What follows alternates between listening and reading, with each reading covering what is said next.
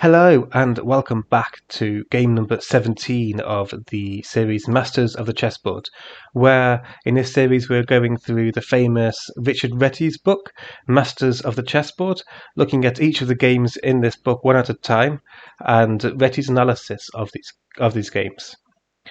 So this game starts off, this game is by Wilhelm Steinitz still. So we're continuing with his saga. He's got the black pieces, and his opponent, Berthold Englisch, has the white pieces. The game starts off with e4, e5, knight f3, knight c6, and bishop b5, going into a Ruy Lopez. And Steinitz continues with g6. Reti comments that this fianchetto defense was often used by Steinitz and Pillsbury. We'll later see some games by Pillsbury. But Reti comments that it's the weaker option against the Ruy Lopez, as this dark square weakness can potentially be exposed by d4. And this is what we see, actually. We see d4, e takes d4, and now knight takes d4. And here, Reti says that bishop g5 is the way to really punish this fianchetto defense, because it seems that white hasn't really got time. It seems that black hasn't really got time to fianchetto his bishop, because white's able to open up the game pretty quickly whilst being up a tempo. So it's just advantageous for black. So it's just advantageous for white. However, we don't see bishop g5. What we see is a knight takes d4. Bit reminiscent of like some of the Scotch games we see. We see bishop g7, bishop to e3, knight to f6, knight to c3, castles, castles. Now here, Reti comments that if black plays knight takes d4, then after bishop takes d4, d6, I'll put this on the board, knight takes d4, bishop takes d4, d6, then we'll have a position very similar to what we've seen in a few other games, where the development is almost equal. White has one more piece out than black, but the main difference here is this e4 pawn versus the d6 pawn. And white just has a space advantage. They have more central control. White is the one with the advantage here. So that's why black shouldn't really take on d4. Black's aim instead should be to try and get a d5 push, in hopes of trading off this d pawn for this. Hoping of trading off this e pawn for this d pawn, removing white's space and center advantage. And that's what he does. Steinitz plays knight e7, intending d5. However, the knight on c6 was defending this e5 square. On e7, there's no defender of this e5 square, meaning white is free to push e5. And Reti comments that Steinitz is actually essentially provoking e5 in a similar way one might do so with the Alekhine defense. So the Alekhine defense, everything's messed up. Okay, let's just add a name. There we are. So the Alekhine defense is e4 here, and black plays this knight here, provoking the pawn to move forward. And that's almost what Steinitz is doing here. He's provoking this pawn to move to e5. Now in the game, we see queen d2. However, Reti comments that e5, knight e8, f4 and d6 would help further black's development, because black's able to trade this off quite easily and this bishop is free to come into the game. However, Reti comments that bishop f4 here may be the better option. But we don't see that. We see queen to d2. So Englisch declining this e5 push. Now we see d5. We don't see queen e2, we see queen d2, sorry. declining this e5 push. And now we see d5, e takes d5, knight takes d5, knight takes knight, and then queen takes d5. Now we see bishop to e2, and then we see knight to g4.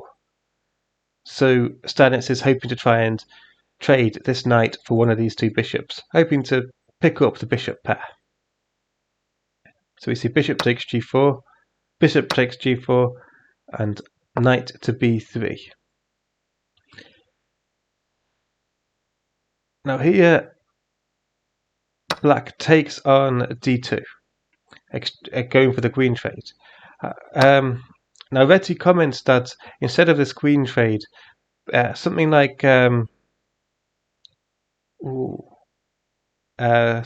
queen to here may be a bit more useful, or something like queen to f5, sorry, may be a bit more useful, attacking this pawn. However, we don't see that. We see queen takes, knight takes, and now rook a to d8. And Reti comments that this queen trade on d2 is, although queen to f5 may have been better, since the queen and f5 would force white to defend this pawn with something like rook to here, and that will give black a chance to play rook to d8. We do see instead, with this queen trade, black has a little tiny advantage. Black can play rook d8 with the tempo on the knight potentially, and black has the bishop pair. So we see how Steinitz has a very small positional advantage, but he's going to convert this advantage into a winning game. So although queen f5 was perhaps a better move, exchanging the queens was certainly more educational. So we see rook a to d8, and now black is threatening bishop takes b2, since if we try and give away a move, bishop takes b2, because after rook to b1, bishop to d4, and black has no time to take this pawn, because if they take it, they'll just lose a piece. Yeah, they'll just lose a piece. F takes e3, and now rook takes d2.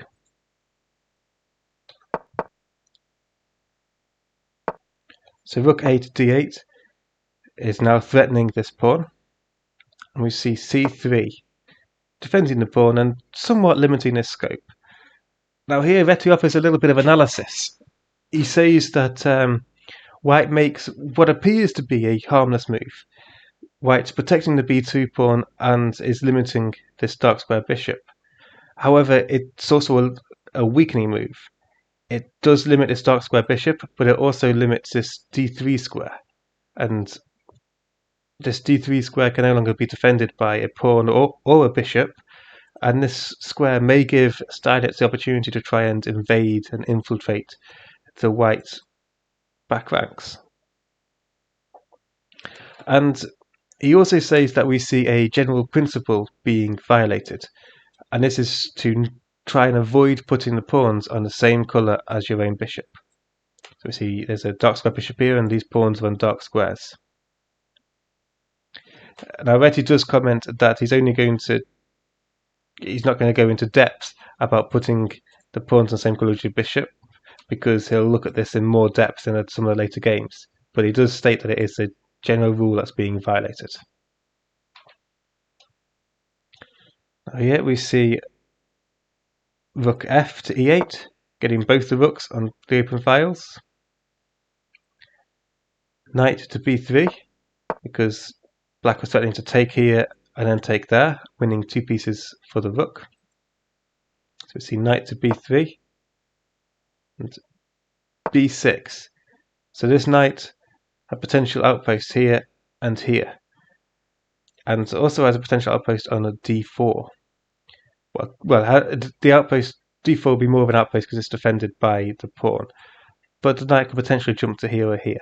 So Steinitz plays b6, blocking off these two squares, and is hoping to play c5, blocking off this final outpost. And d4 is the most forward outpost available to the knight. So that's what Steinitz is currently trying to do. He sees the knight in play, so he's trying to block the knight's options. And Steinitz is also putting his own pawns on the same colour as the opposing bishop, limiting this bishop's effectiveness. We see h3, bishop to e6, see rook f to d1, and then c5. So now we see this knight hasn't really got anywhere good to go to, and these two moves are quite depressing. And this bishop, what's it attacking? It's attacking this one square and this pawn and this diagonal, but this diagonal is quite it's not really going to be able to do much on this diagonal. Now we do see it go to bishop g5. Its scope is very limited here, so it gets more active and attacks this rook. Then we see f6, bishop f4, and now king f7. And here Reti comments that black is trying to show the advantage of the bishop pair. So Steinitz is able to advance his king very slowly towards the centre of the board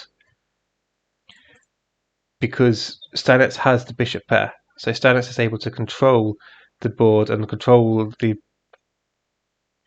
bishop pair is very, very useful when you're in an open position.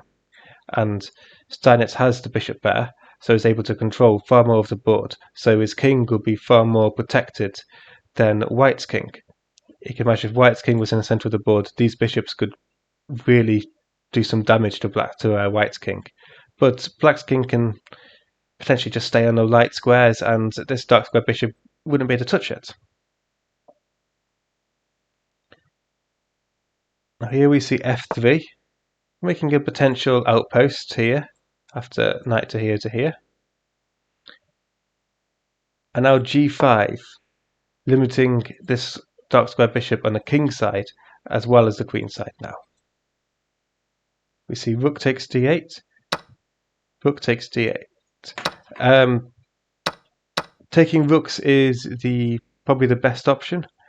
It does give black the open d file. However, it's the only way black can really play bishop e3 without a lot of material. Because if you see bishop e3 now, see rook takes d1, rook takes d1, and then bishop takes b3. And then even if White's able to try and infiltrate here, there's not much they can really do. If they take this pawn, we just take their bishop, and we're just up a piece.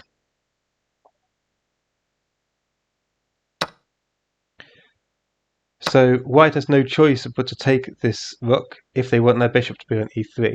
Otherwise, the bishop's going to have to retreat to somewhere like h2, and it will control the long diagonal, but although it's controlling a lot of squares, is it really doing anything there? Not really. It's not actually that useful. So he trades rooks and brings his bishop to e3, where it's a little bit more useful than it might be on h2. And now we see h6. Steinitz completes the pawn chain on the king side, and now this dark square bishop is completely limited.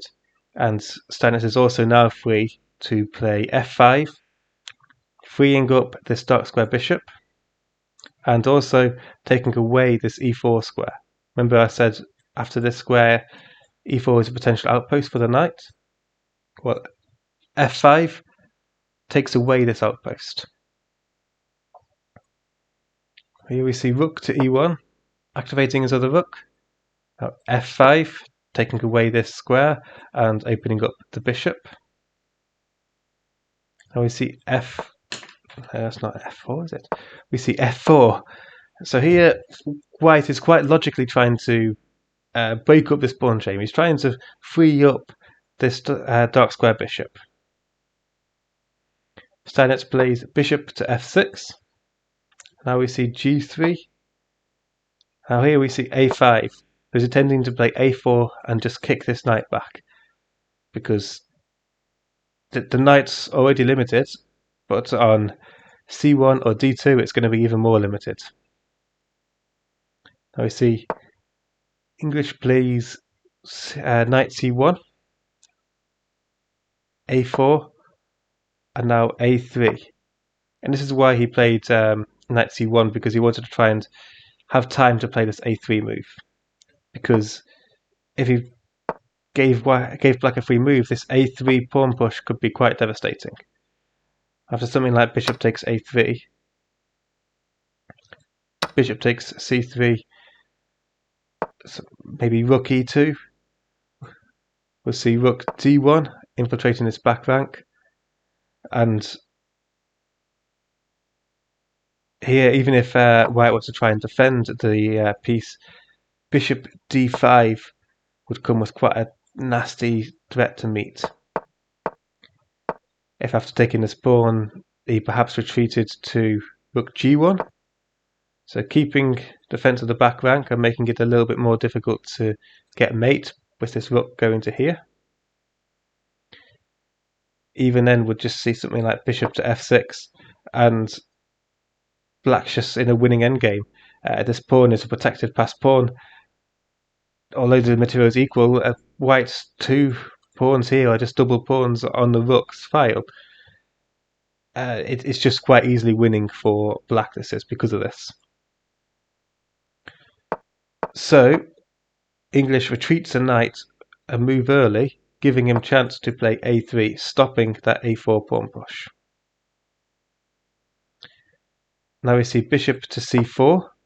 Note we did say about this weak d3 square, and here we see Steinitz exploiting the weak light squares in this position. See king f2, and here Reti stops for a moment and he discusses the current position in terms of an endgame. So he says that black's rook controls the open d file. Black has the bishop pair. This bishop is doing quite a good job at controlling all the light squares in white's position, and black's dark square bishop is infinitely better than this dark square bishop. And also, just look at white's knight; it's just completely out of the game. So Steinitz has Steinitz pieces are far more active, far better placed. White is just incredibly passive and fairly uncoordinated. So now is a time that Steinitz is able to start and launch an attack. He does this by taking an f4 first. See bishop takes f4. Now I see bishop to g5. So here he's threatening bishop takes f4. Bishop takes f4. After g takes f4, rook d2. And if we put that in on the board, rook d2, after something like king e3, this rook's just going to infiltrate and pick up all of the pawns. Rook on the 7th is known to be extremely powerful, and this is exactly what we have. So, because of that, instead we have bishop takes bishop. I think Reti does give another potential option of if white was to play king e3, potentially trying to take back with the king, then we might see something like rook e1 check, rook e8 check, king f2, rook takes e1, king takes e1, and king e6. And here Reti comments that it's going to be very difficult to stop black's king from infiltrating via these squares.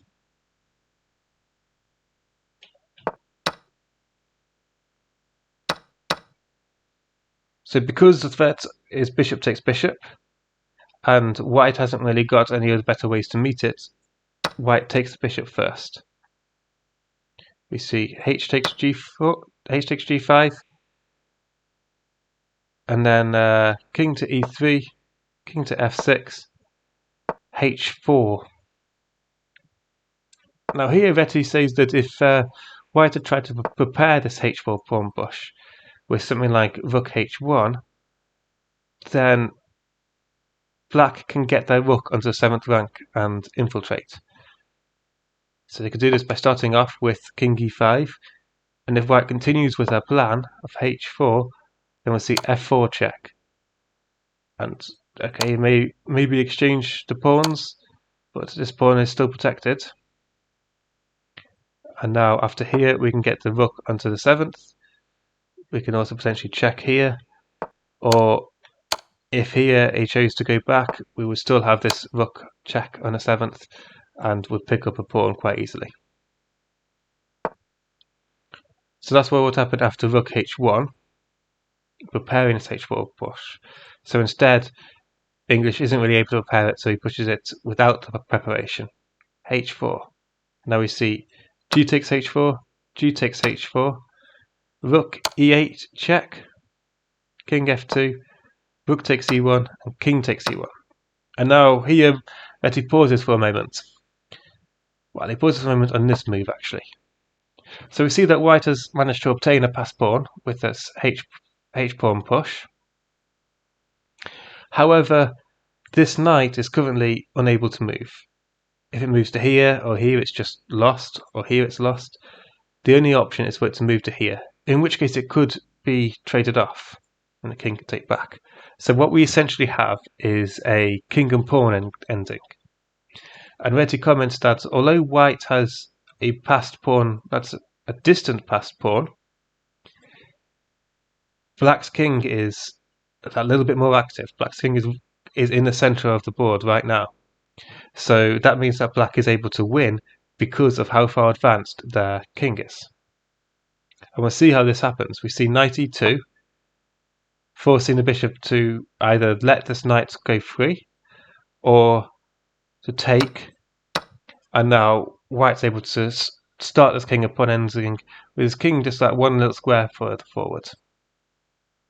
And this is what we saw in the game. So king f4, we see, and now c4.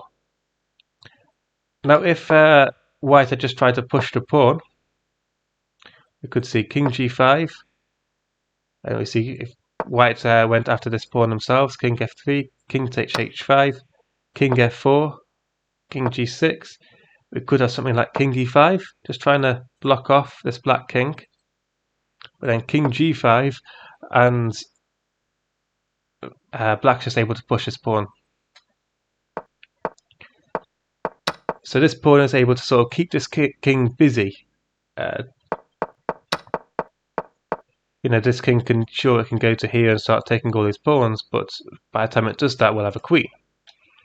So this pawn's able to keep this king busy and give black the chance to either push this pawn or to get their king in and take on all the white's pawns. So that's what would happen after h5. So here we see c4 instead, and now king to g4, and now we see king to e3 and f4 check. I would note just how precise Steinitz is. If Steinitz had chosen to take this pawn instead of pushing, this would potentially lose. We see king f4, and now white can either take on f5 and then clear up. Well, white can just take on f5 and then clear up all the remaining pawns.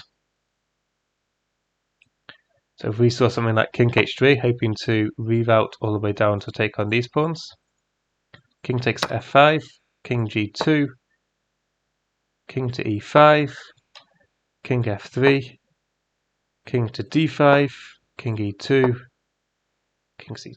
You might say something like king c6, king g3, king takes, and then perhaps king c6 is an option. And then even if black was to try and take these pawns, it would still be losing, because we see no, that would not be a good move, would it? King b2 and then king b4, and we see black is quite stuck here. We can just take this pawn and black's lost. King b4 and white's got the opposition.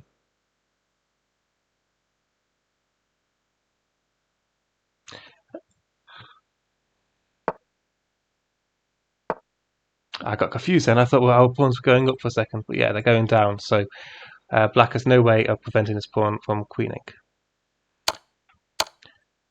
So that's why Steinitz pushes this pawn instead of taking on here. So we see f4 check, king e4, f3, king e3, king g3, and here white resigns. There's no way that white can stop this pawn from queening, and so the game is won by black.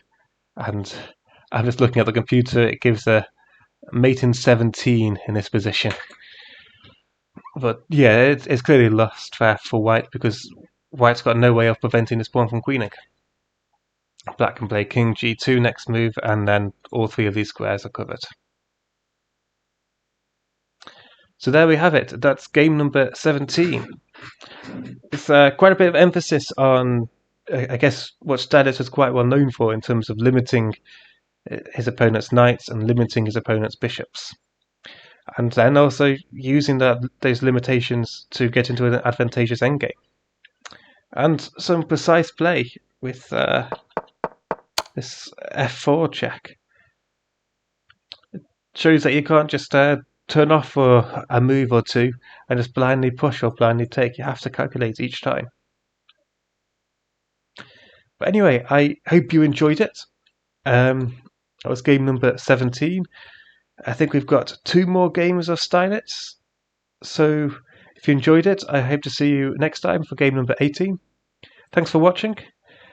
Please like, comment and subscribe if you liked it. And I'll see you next time.